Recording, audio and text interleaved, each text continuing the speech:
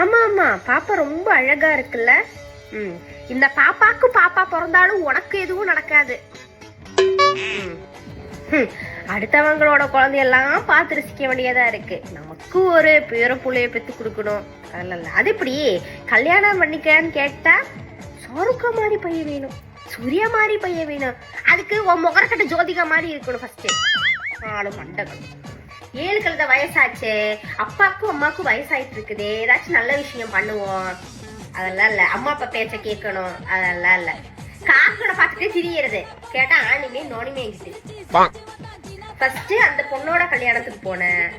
அதுக்கப்புறம் அந்த பொண்ணோட குழந்தையோட போட்டோவும் எனக்கு காமிச்சு தர. இனி அந்த குழந்தைக்கும் கல்யாணம் நடக்கும். அப்பவும் நீ இப்படியே தான் வீட்டுல வெட்டி உக்காந்துட்டு இருப்ப. என்ன பண்றது, எங்க தலையெழுத்து பாத்தியா? அடுத்தவங்க குழந்தையெல்லாம் போன்ல பார்க்க வேண்டியதா இருக்குது. கடவுளுக்கு தான் வெளிச்சம். என்ன நடக்க போகுதுன்னு தெரியல.